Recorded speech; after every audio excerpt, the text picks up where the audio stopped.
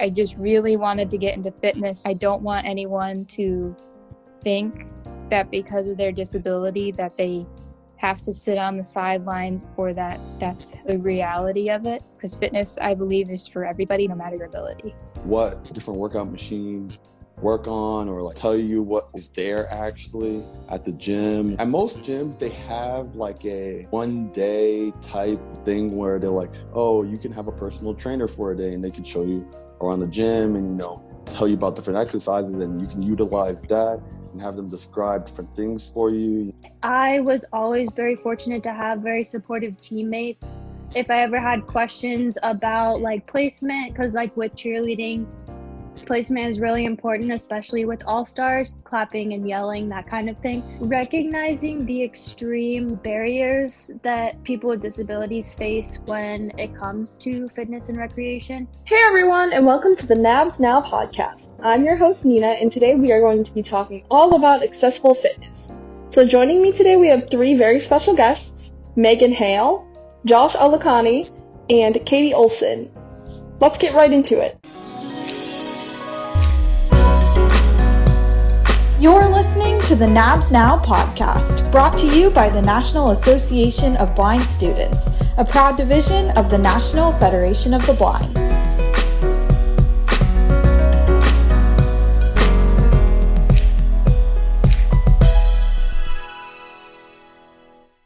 So my name's Megan Hale. I am a second-year student at Hudson Valley Community College in Troy, New York. My degree is in physical education, and I'm planning to transfer to SUNY Brockport, which is in Rochester, New York, and get my master's in adapted physical education. So this might seem super obvious, but why is physical fitness important to you, and when did it start being so important? So I grew up, like most blind individuals, on the sidelines. I love sports and everything, but a lot of the times in gym class, they were like, oh, you're going to get hurt or anything like that. And at the time it made sense. I don't want to get hit with a dodgeball. I'm okay with that. I found Camp Abilities, which is a week-long overnight sports camp for kids and teens who are blind and deafblind. Camp Abilities. It was Camp Abilities Saratoga. They just opened my eyes to sports because I thought I was supposed to sit on the sidelines and it was normal to do that. And then they brought in all these other athletes, and some of the coaches did sports, and you heard stories about the athletes who did Paralympic stuff, and I'm like, what? So I joined the track team as an 8th grader, the high school level track team as an 8th grader, and continued that until my senior year of high school. And then I took a break my senior year, and then I picked it up again at Hudson Valley. I just really wanted to get into fitness because I don't want anyone to think that because of their disability that they have to sit on the sidelines or that that's the reality of it. Because fitness, I believe, is for everybody, no matter your ability. So I know that you were on a track team for a number of years in high school, and now you picked it back up again. Can you talk a little bit about how you made that accessible? I know a lot of students would be really nervous about joining a team and nervous about any modifications they might have to make. Sure. So I'm primarily a thrower, which means I throw shot put and discus. I did sprints at the time, and I still do sprints, but not as much, mostly throwing.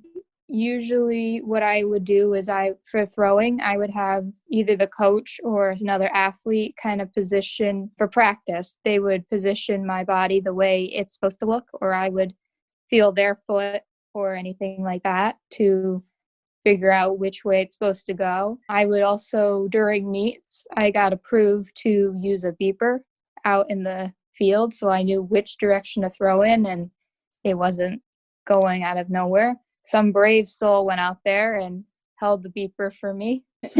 and then for the sprints, my dad actually helped me adapt this. We went to Home Depot and we got a huge spool of nylon orange rope, and we took some stuff from a smaller guide wire kit that I got, and we stretched the rope from a little ways at the start line and then a little ways past the finish line, so I had some leeway to slow down. And I attached a carabine to the rope and had another rope that I put in between my fingers so I could hold on to it and go down. And I had several people who were on the track team go through, and they held up the rope so it wouldn't sag as I went down. That's actually really ingenious.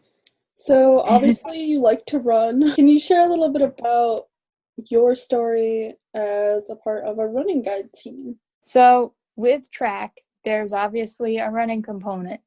And there was those times when the throwers had to run. Haha, a thrower running. We don't run. We're made for throwing. But I really didn't want to be a burden on anyone. I kind of felt that way, like, okay, you have to run with Megan, you have to do this. And I really wasn't a fan of that. I wanted just to be able to do it on my own and not have anybody baby me. When I got to the point of getting a guide dog, I applied for Guiding Eyes for the Blind's Running Guides program. And I'm like, I want to do track with my dog. I want to run with him for practices or anything like that. And they're like, okay. So I got Hero. We weren't able to run at the Guiding Eyes facility just because I was a first-time user. And it took some time for us to get used to each other. But I think it was a year later, we had our bond complete. And we were a official Guiding Eyes running guides team. If I want to go out for a walk and I'm like, let's jog up the road, I can do that with him. And, if I want to say, hey, let's go do a 5K, I can do that with him, or anything like that. It can be just a spur of the moment thing. I don't have to contact anyone. I don't have to do any of that. It's really nice to do that. So we touched on this a little bit already, but are there any other barriers that you can think of that you have experienced when it comes to physical fitness? Or how do you deal with the misconceptions of other people when it comes to blind people being active? That's a big thing that I'm finding in my major, because it's so new. The idea of somebody being blind as a physical education teacher, it's very, I don't want to say challenging, but it has its barriers where professors are like, okay, they really want me to get into it, but they don't want me to get hurt at the same time. And then I just do it, whether it be boxing or lifting heavier weights. They might put it at 20 pounds. I'll put it at 200 or something like that. And they just realize over time that I'm just like everybody else. I just can't see. A lot of students are very unsure about becoming physically active or joining a team. What advice do you have for them to start out? I would just say that if you have anybody to do it with, a friend or a family member, it sometimes makes it a bit easier. When I joined the track team in 8th grade, I had some friends already that I knew of, but I wasn't really close friends. And as time went on, it was like we kind of became a quick family, and everyone was very supportive and everything. So that would help to, at least in the beginning, have someone at least that or that you're a friend with or family, and that might help you acclimate a bit better. Because then when I joined it in college, I knew no one. And college always changes. There's people graduating, people transferring. So it's not always the same people like it is in high school. So I think if I didn't either know someone previously or join in with a friend, I don't think I would have felt as comfortable with it.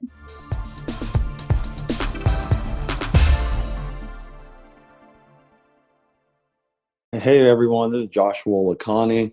I'm originally from Lawrenceville, Georgia. I play goalball, and I am currently president of Georgia Association of Blind Students. Can you describe your experience with athletics and sports as a student? So if we're talking about sports other than goalball, those experiences actually weren't the best, because I would play sports like basketball, volleyball, like when I was a kid in PE. And obviously, like as a blind individual, like it kind of makes it harder. And on top of that, being like tall, people expect you to do amazing things on the court, like dunk the ball or spike the ball. But no, like in my case, when people would pass me the ball, they'd be like, "Here, Josh, here's the ball," and the ball would move too quickly for my eyes to keep up with, and I would just get hit in the face, or the ball would fly out of bounds, and then people would do that thing. They're like, "Dude, you're like the tallest guy on the court. You can't even like get the ball." And I'm blind.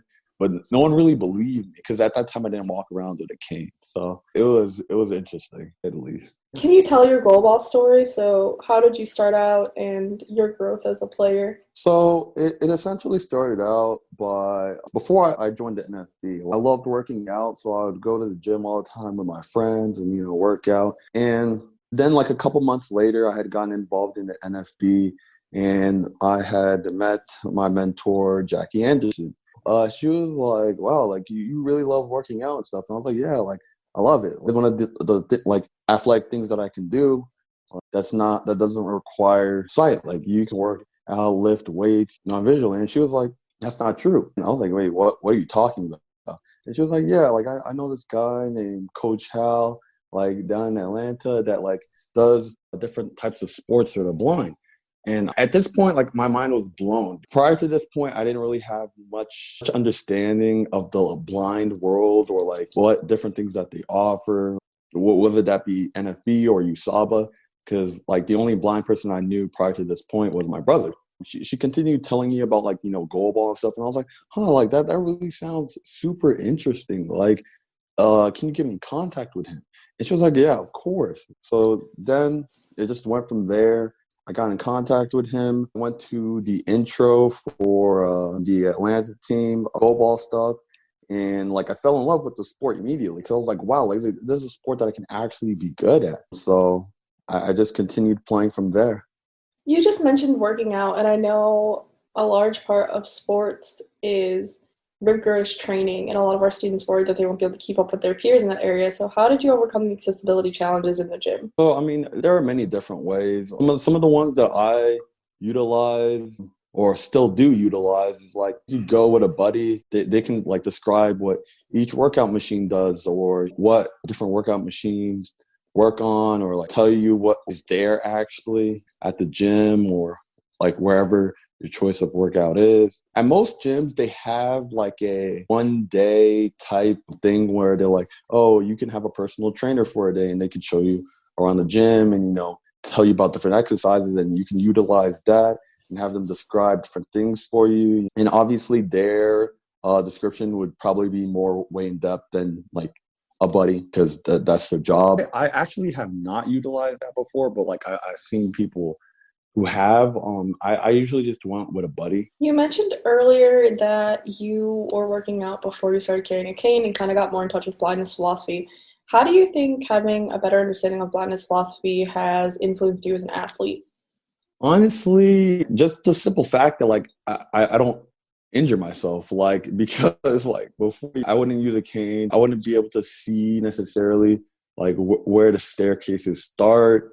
So I had a couple of times where I just thought the staircase was a ramp and like walked off the staircase and just fell down. So I mean, obviously doing that as an athlete is not good because you're injuring yourself and you need to be in tip-top condition whenever you're playing whatever your respective sport. So I would just say the fact that like, I could walk around confidently knowing that I won't injure myself and I can play in tip-top condition for whatever sport it is that I'm playing. But in this case, it would be goal balls. What advice would you give someone who is just starting to kind of work their way around the world of athletics? Try different things. Goal ball might not be the sport for you, but there's so many other blindness sports that like you can play. Soccer, there's baseball, like there's so much other stuff that you can look into. But I'll just say try it all and then see where your fit is, because your fit might not be my fit. Different strokes for different folks. Are there any other accessibility challenges that you overcame that you didn't touch on, or anything else you want to tell about your story to students? Like when it comes to like running track or running for anything, right? Of course, there's the problem of you don't know exactly where you're going. depending, like if it's a trail, like, you know, you really don't know where you're going. But if it's track, it's pretty simple. Like, just stay on the track. But there were some times when like I would be running.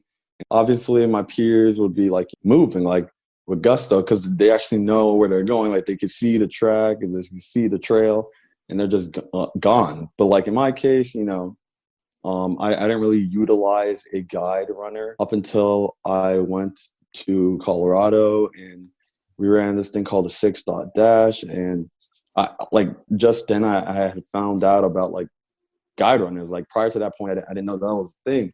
So, you know, at this point, I have the guide runner being my eyes. I could run freely, knowing that like I was safe and I wouldn't hurt myself running.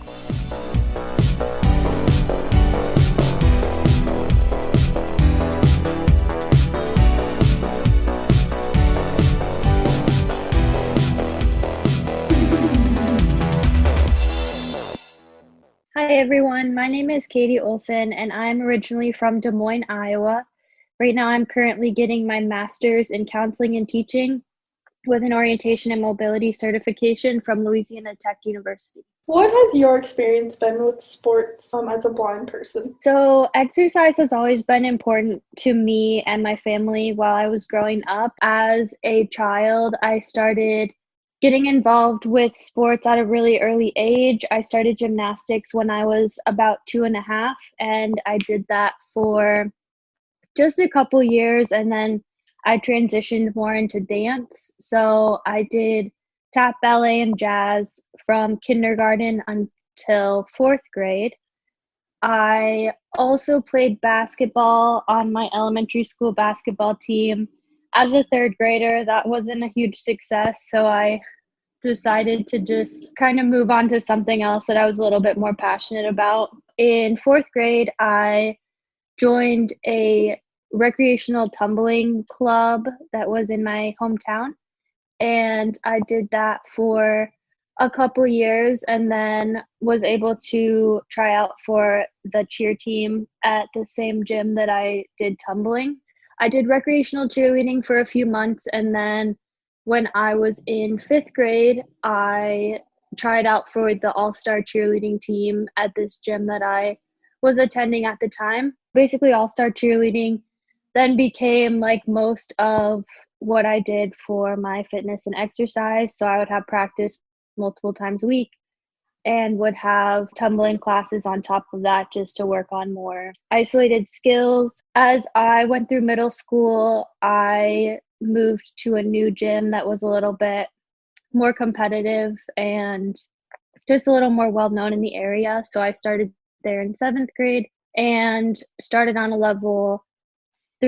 junior level 3 team, and then progressed from there. And by the time I was graduating, I was on a senior level 5 team that was co-ed, which was a team where I was able to go and compete at national competitions across the country. That's really cool. So, did you ever run into any accessibility challenges during any of the sports that you just listed? And if so, how did you kind of take care of that? So I would say I was always very fortunate to have very supportive teammates. If I ever had questions about like placement, because like with cheerleading, placement is really important, especially with all-stars. I also did school cheerleading, so like sideline cheerleading, which people think of as more like traditional clapping and yelling, that kind of thing. But my focus was more on all-star cheerleading, which is more on the stunting and tumbling side of it. And so I would say my teammates were extremely helpful. While I wasn't super open about my blindness, there were some teammates that I really confided in, and if I had specific questions, I could ask them. A lot of times it wasn't something that was very visual. Like you might think of it as being very visual, but a lot of it is about like hand placement. So I was a back base, for example. So that's the person that is on the backside of the stunt and usually is the one that like stabilizes and kind of controls the throws for the most part. A lot of it was just hand placement. Like I could feel where the flyer was. I could tell like if her knee was bending just from the feeling of her ankle and just like the stability of the other base's hands. So a lot of times it was either just by touch or just muscle memory. So once I learned the choreography of our routines, I was able to just remember where I needed to be. I wasn't open about my blindness as a child until I went through training at LCB. So I think that if I would have been a little bit more open, I probably could have had a little more support in the areas that were difficult. But my coaches and my teammates were very supportive. And I guess like when I go to cheerleading competitions, if there were like a ton of people, or since it's like usually in a big convention center, a lot of times it would be dark. So I didn't use a cane at the time. So that kind of was a little difficult to navigate. But again, like I had really strong relationships with my teammates. So I was able to better navigate that just based on the support that they provided. So you said that you weren't super open about your blindness when you were younger. Now that you are open about your blindness a little bit more, would you say that your philosophy about sports have changed, and kind of what do you do now to stay fit? I wouldn't necessarily say like my philosophy of sports has changed. I guess what I've realized as I've met more blind people, and I work with kids in the summer, high school students. And so I think just like recognizing the extreme barriers that people with disabilities face when it comes to fitness and recreation, not necessarily that we place on ourselves, but more like what society places on us, or just like a lack of opportunities. So I would say, working with students in the summer and having like a little break and, saying, all right, we're going to do 25 jumping jacks, just like if they have extra energy or something like that. And then noticing that some of my students like have never been taught how to do jumping jacks. So I think that's kind of more how it's changed for me, is just realizing that not everyone has had the opportunities that I had, just because my parents were very involved in my extracurricular activities. And I had really good coaches that would break things down for me. And they knew that I had to maybe learn skills in a different way, or like my teammates knew that I had to listen to how maybe a tumbling pass was explained rather than like watching a video or something like that. So I guess it just comes down to people taking the time to break things down and show you how to do something in the way that you learn best.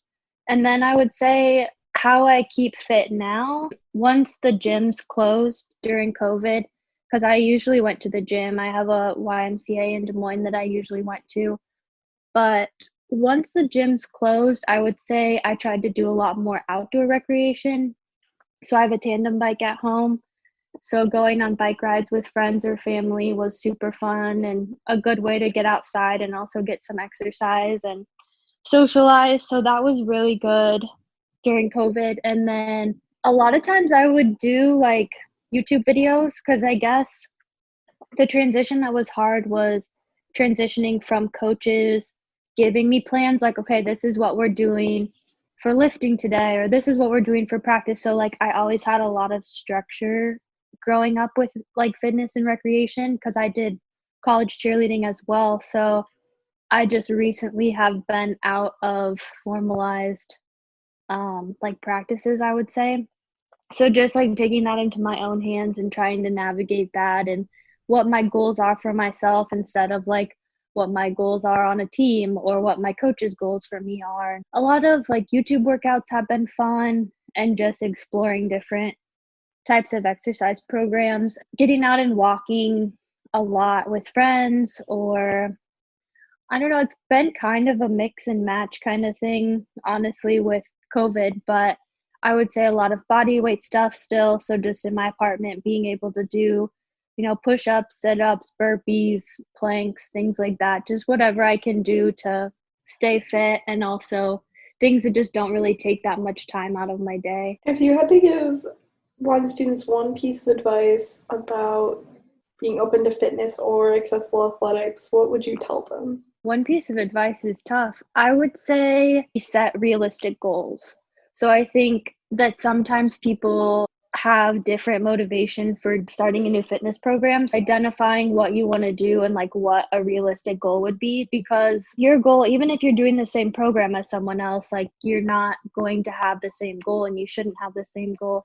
So I think just making sure you understand what your abilities are going into the program and what you would like to get out of it. And then just starting small, starting with something that you know you can stick with. If you haven't exercised in your life and then you think you're going to do 30 minutes every single day, that might not be realistic, but maybe like twice a week to start would be a little bit more manageable. So just making sure that you're giving yourself grace and that you're able to ease yourself into it if that's what you need.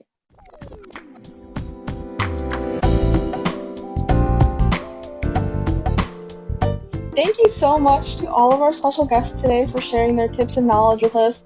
I hope that those listening really enjoyed this episode, and I think we all know a little bit better now that fitness is accessible to anyone, at any level, anywhere. So I hope that you all have enjoyed this episode, and we'll see you next time.